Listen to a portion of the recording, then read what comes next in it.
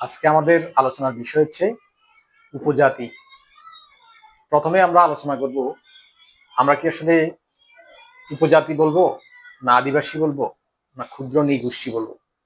তিনটা শব্দেরই প্রচলন আমরা দেখতে পাই। কেউ কেউ বলেন উপজাতি, কেউ কেউ বলেন আদিবাসী, কেউ কেউ বলেন ক্ষুদ্র নৃগোষ্ঠী।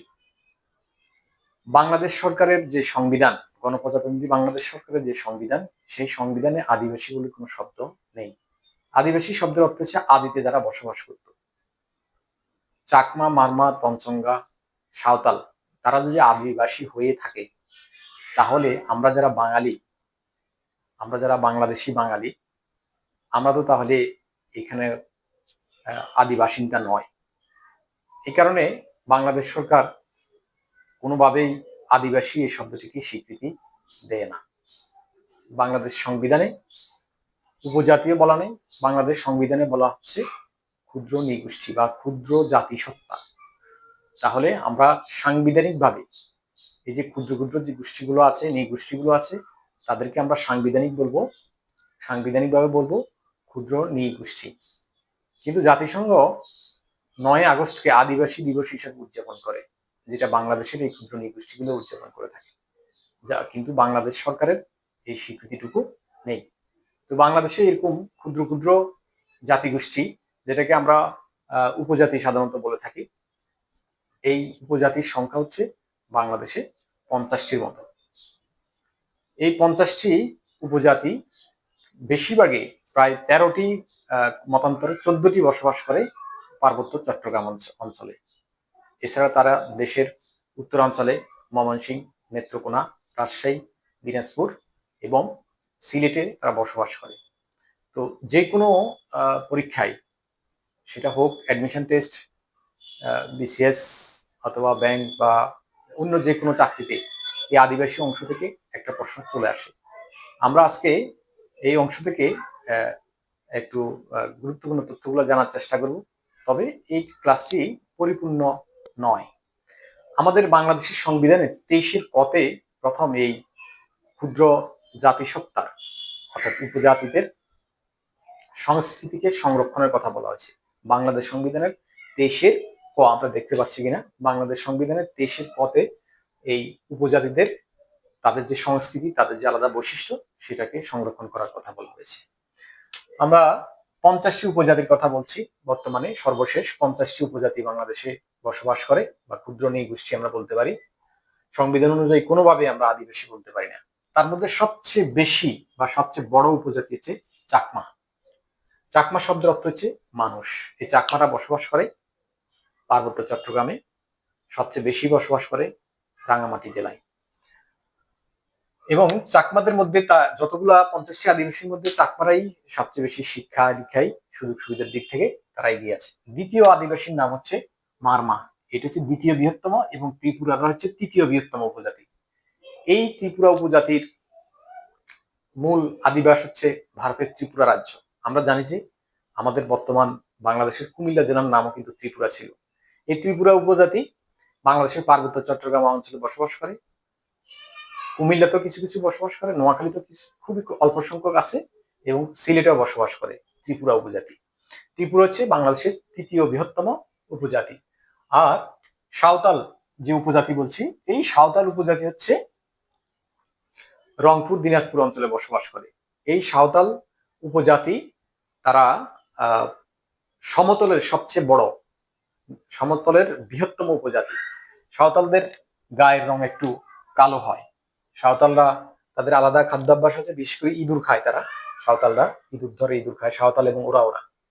এই বাংলাদেশের উপজাতিদের মধ্যে প্রথম যে সাংস্কৃতিক সংগঠনটা, সেটা হচ্ছে উপজাতি কালচারাল একাডেমি। সাংস্কৃতিক যে একাডেমি, সেটা হচ্ছে নেত্রকোনাতে, বিরিশিরি নেত্রকোনার বিরিশিরিতে এই কালচারাল একাডেমিটি প্রতিষ্ঠিত হয়েছে 1977 সালে। বাংলাদেশের উপজাতিদের প্রথম কোন সাংস্কৃতিক প্রতিষ্ঠান হচ্ছে এই কালচারাল একাডেমি, উপজাতীয় কালচারাল একাডেমি। এটা কোথায়? বিরিশিরি, নেত্রকোনা, 1977 সালে প্রতিষ্ঠিত হয়েছে। আমরা আগে বলছি যে চট্টগ্রামে, পার্বত্য চট্টগ্রামে 13টি মতান্তরে 14টি উপজাতি বসবাস করে, 13টি নিদর্শনে পাওয়া যায়। এই যে 50টা উপজাতি আছে, তার মধ্যে 2টা উপজাতির পারিবারিক কাঠামো উত্তরাধিকার কাঠামো হচ্ছে মাতৃতান্ত্রিক, আর বাকি 48টির কাঠামো হচ্ছে পিতৃতান্ত্রিক। অর্থাৎ আমরা যারা বাঙালি আছি, বাংলাদেশি বাঙালি যারা আছি, আমাদের মতোই তাদের কাঠামো। শুধু দুইটা ব্যতিক্রম, সেটা হচ্ছে গারো এবং খাসিয়া।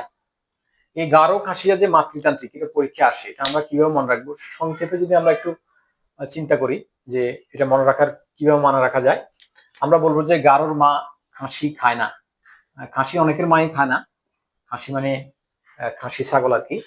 তো আমরা এটা মনে রাখবো সংক্ষেপে, সবসময় এটা বলবো যে গারোর মা খাসি খায় না। তাহলে আমরা বুঝতে পারবো এই দুইটা উপজাতি চেয়ে মা যেহেতু আছে মাতৃতান্ত্রিক। খাসিয়ারা কোথায় বসবাস করে? খাসিয়ারা বসবাস করে সিলেট এবং মৌলভীবাজারে। সিলেট মৌলভীবাজার অঞ্চলে খাসিয়ারা বসবাস করে। আর গারোরা ময়মনসিংহের গারো পাহাড় অঞ্চলে বসবাস করে, সমতলেও বসবাস করে, গারো পাহাড়েও বসবাস করে। এরপরে আমরা আসি দেখি উপজাতিদের একটা চাষ পদ্ধতি আছে, বিশেষ করে পার্বত্য চট্টগ্রাম অঞ্চলে বা পার্বত্য অঞ্চলে যারা বসবাস করে তাদের একটা চাষাবাদের পদ্ধতি আছে, সেটাকে বলা হয় জুম চাষ। সেটা আমরা জানি। এখন জুম চাষের বিকল্প চাষ আসছে। জুম চাষের বিকল্প হচ্ছে সল্ট। এই প্রশ্নটা অনেক সময় আসে, জুম চাষের বিকল্প কি? বিকল্প হচ্ছে সল্ট। এরপরে আমরা দেখি উৎসব নিয়ে একটা প্রশ্ন সবসময় চলে আসে। চাকমাদের উৎসব হচ্ছে তিনটি উৎসব। প্রধান উৎসব হচ্ছে বিজু, তারপর হচ্ছে বুদ্ধ পূর্ণিমা, ফাল্গুনী পূর্ণিমা। বিজু, বুদ্ধ পূর্ণিমা এবং ফাল্গুনী পূর্ণিমা। আমরা ধরে নিচ্ছি পূর্ণিমা থাকলেই ওটা চাকমাদের উৎসব। আর এই যে চাকমাদের উৎসব বিজু, এটাকে আমরা মনে রাখতে পারি চাবি দিয়ে মনে রাখতে পারি বিজু। আর চাকমাদের উৎসবের সাথে মিলে আছে তঞ্চঙ্গাদের উৎসব। তঞ্চঙ্গা হচ্ছে পার্বত্য চট্টগ্রামে বসবাস করে, অর্থাৎ খাগড়াছড়ি, বান্দরবন এবং রাঙামাটি, এই 3 জেলায় বসবাস করে তঞ্চঙ্গা উপজাতি। তঞ্চঙ্গাদের উৎসবের নাম হচ্ছে বিশু, আর চাকমাদের উৎসবের নাম হচ্ছে বিজু। তো আমরা এটা সংক্ষেপে মনে রাখতে পারি চাবি অথবা তবি। চাবি তবি এভাবে করে মনে রাখতে পারি আমরা। ত্রিপুরাদের উৎসব হচ্ছে বৈশুখ। এটা কিভাবে মনে রাখবো? ত্রিপুরাদের উৎসব বৈশুখ, এগুলো মনে থাকে না সাধারণত। একটু শর্ট টেকনিক নিজের মতো করে চিন্তা করলে মনে থাকবে। আমি যেভাবে চিন্তা করছি, দেখো ত্রিপুরা বানানে মাঝের যে বর্ণটি আছে, এখানেও 3টা বর্ণ, এখানেও 3টা বর্ণ। মাঝের বর্ণটা রস্যকার আছে, এখানেও মাঝের বর্ণের রস্যকার আছে। তাহলে আমরা এভাবে মনে রাখছি যে মাঝের বর্ণের রস্যকার, মাঝের বর্ণের রস্যকার, এই দুইটা দিয়ে মিলাও ত্রিপুরা বৈশুখ। তাহলে তুমি একটু টেকনিক খাটালে এটা আর কখনো তোমার ভুল হবে না। ত্রিপুরা বৈশুখ, যেহেতু মাঝের বর্ণের রস্যকার, এখানেও মাঝের বর্ণের রস্যকার। মারমা সাংরাই, এটাকে আমরা মাসা বলতে পারি, মাসাং বলতে পারি, মাসা বা মাসাং বলতে পারি। তাহলে আমাদের সহজে মনে থাকবে মাসা অথবা মাসাং। মাসা বললে হয়, মাসাং বললে হয়, মানে মারমা সাংরাই। এরপর আমরা দেখতে পাচ্ছি গারো। এটা মনে রাখা খুব সহজ। গারো হচ্ছে গালা, ওয়ান গালা। গতে গারো, গতে ওয়ান গালা, এটা মন এভাবে পড়লে হবে, গতে গারো, গতে ওয়ান গালা। এরপর রাখাইন। রাখাইনদের 2টা উৎসব, একটা হচ্ছে সাংগ্রাং আর একটা হচ্ছে জলকেলি। এটা মনে রাখা একটু কঠিন। আমরা বলতে পারি যে জল রাখ, জল রাখ। তাহলে এই রাখ মানে রাখাইন আর জলকেলি। সাংগ্রাং, এখানে সাংগ্রাং এর সাথে সাংগ্রাইয়ের একটা সমস্যা বেজে যেতে পারে। সাংগ্রাই যখন বলছি আমরা, সাংগ্রাই যখন বলছি তখন সেটা মাসাং মারমার সাথে চলে যায়। আর এখানে কিন্তু সাংগ্রাই নাই, এখানে হচ্ছে সাংগ্রাং। রাখাইনদের হচ্ছে সাংগ্রাং এবং জলকেলি। কিয়াং সাংলাং, মুরং সিয়াসত। মুরংটা আমরা কিভাবে মনে রাখবো? মুরংটা মনে রাখতে আমরা মুসি বলতে পারি, মুসি, মুসি বলতে পারি। তাহলে মুরং মুসি, এই যে মুসি, মুরং মুসি, মুরং সিয়াসত। খাসিয়া, খাসিয়াদের সবচেয়ে বড় উৎসব হচ্ছে অম্বুবাচী। খাসিয়ারা কোথায়? খাসিয়ারা হচ্ছে সিলেটে বসবাস করে। খাসিয়ারা তাদের অতিথি গেলে পান সুপারি খেতে দেয়। খাসিয়ারা হচ্ছে মাতৃতান্ত্রিক উপজাতি। সাঁওতাল, সমতলের সবচেয়ে বড় উপজাতি হচ্ছে সাঁওতাল। সাঁওতালদের উৎসব হচ্ছে 2টা। বাহা উৎসব, বাহা শব্দের অর্থ হচ্ছে ফুল। বাহা শব্দের অর্থ কি? ফুল। এটা হচ্ছে তাদের বৎসবরণ উৎসব। আর একটা উৎসব আছে তাদের সোহরাই। তো সোহরাইটা আমরা কিভাবে মনে রাখতে পারি? সোহরাইটা কিভাবে মনে রাখতে পারি? সা শো, সা শো, এভাবে করে আমরা মনে রাখতে পারি। সা শো, সোহরাই। বাহা উৎসব হচ্ছে তাদের 2টা উৎসব, সোহরাই এবং বাহা। ভাষাগুলো আমরা দেখি। উপজাতিদের ভাষা, খাসিয়াদের ভাষা হচ্ছে মনখেমে, মরদের ভাষা হচ্ছে র্যাং মিস্টা, মিস্টা। রেং মিস্টা মিস্টাম বড় ওদের ভাষা। গারোদের ভাষা হচ্ছে আসিক খুশিক, এটা আছে, বা মান্দি খুশিক।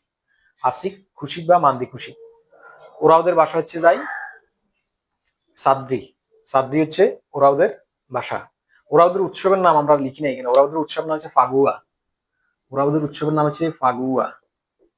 ফাগুয়া আমরা এটা লিখি। ওরা ওদের উৎসব হচ্ছে ফাগুয়া। মারমা বা মগ, আমরা যাদেরকে মারমা বলি এদেরকে মগও বলা হয়। মারমা বা মগ, এদের ভাষা হচ্ছে পালি। এরপরে আমরা দেখি যে কোন উপজাতি কোথায় বসবাস করে। আমরা মোটা দাগে যেগুলা গুরুত্বপূর্ণ ওগুলো জানি কোথায় বসবাস করে। তো কিছু ব্যতিক্রম আছে, এই নামগুলো আমরা একটু খেয়াল করি। কোল উপজাতি চাপাই, চাপাই নবাবগঞ্জ, চাপাইয়ের কোলে। চাপাইয়ের কোলে যে উপজাতি বসবাস করে এর নাম হচ্ছে কোল। আর কাছাকাছি নাম দেখো কোচ, এই কোচ উপজাতি হচ্ছে শেরপুরে বসবাস করে। পাত্র একটা উপজাতি, আমরা জানি যে বিয়ের পাত্র দেখা হয়। পাত্র নামে সিলেটে একটা উপজাতি আছে, সেই উপজাতি বসবাস করে, পাত্র উপজাতি বসবাস করে সিলেটে। মৌলভীবাজার একটা উপজাতি বসবাস করে কিছুটা আননোন, সবর উপজাতি। সবর, সবর উপজাতিতে মৌলভীবাজারে চা চাষ এবং চায় উত্তোলনের ক্ষেত্রে তারা কাজ করে। হাজং এবং হাদুই, এই দুটো উপজাতি আসে একই জায়গায় বসবাস করে, হা দিয়ে শুরু। হাজং এবং হাদুই এরা নেত্রকোনায় বসবাস করে। আর উপজাতিদের মধ্যে দুইটা সংগঠন গুরুত্বপূর্ণ, একটা হচ্ছে ক্ষুদ্র নৃগোষ্ঠী জাদুঘর, এটা কিন্তু রাঙামাটিতে। আর রাঙামাটি, বান্দরবন এবং খাগড়াছড়ি তিনটাতেই ক্ষুদ্র নৃগোষ্ঠী কালচারাল ইনস্টিটিউট আছে। ক্ষুদ্র নৃগোষ্ঠী কালচারাল ইনস্টিটিউট তিনটাতেই আছে, রাঙামাটিতেও আছে, বান্দরবনেও আছে, খাগড়াছড়িতেও আছে। কিন্তু সাংস্কৃতিক কেন্দ্র, ক্ষুদ্র নৃগোষ্ঠীর সাংস্কৃতিক কেন্দ্র হচ্ছে কক্সবাজার। কেন্দ্র বললে কক্সবাজার আমরা মনে রাখবো। ক্ষুদ্র নৃগোষ্ঠী জাদুঘর এটা হচ্ছে রাঙামাটি, এবং চাকমারা সবচেয়ে বেশি রাঙামাটিতে বসবাস করে। আর বাংলাদেশের আয়তনের সবচেয়ে বড় জেলা হচ্ছে রাঙামাটি। রাঙামাটি একমাত্র জেলা যার সাথে বাংলাদেশের সাথে, এই রাঙামাটি জেলার সাথে ভারত এবং মায়ানমারের সীমান্ত আছে। দুটি দেশের সীমান্ত রয়েছে রাঙামাটিতে। রাঙামাটিতে রিক্সা নাই আমরা জানি। আর জাতিতাত্ত্বিক জাদুঘর যেটা, সেটা হচ্ছে আগ্রাবাদ, চট্টগ্রাম। এশিয়া মহাদেশের জাতিতাত্ত্বিক জাদুঘর হচ্ছে দুইটা, একটা বাংলাদেশে আর একটা হচ্ছে জাপানে। এই বাংলাদেশের জাতিতাত্ত্বিক জাদুঘর হচ্ছে আগ্রাবাদ, চট্টগ্রাম। আর ক্ষুদ্র নৃগোষ্ঠী জাদুঘর হচ্ছে রাঙামাটিতে। তো আজকে আমরা এই পর্যন্তই পড়ছি। আর উপজাতিদের যে জাতিসংঘ ঘোষিত যেই দিবস, সেটা হচ্ছে 9 আগস্ট। তো উপজাতির থেকে যে প্রশ্নগুলো আসে, আমরা মোটামুটি যে প্রশ্নগুলা বারবার আসে সেগুলা নিয়ে আজকে আলোচনা করার চেষ্টা করেছি। তো আরেকদিন আরেকটা ক্লাসে বিস্তারিত ইয়ে করবো। তার আগে দুইটা প্রশ্ন দিয়ে দিই। এক হচ্ছে উপজাতি বা আদিবাসী দিবস কবে, যারা জানবে তারা মন্তব্যে লিখবে আদিবাসী দিবস কবে, এবং চাকমারা কোন জেলায় সবচেয়ে বেশি বসবাস করে। তো সবাইকে ধন্যবাদ, আল্লাহ হাফেজ।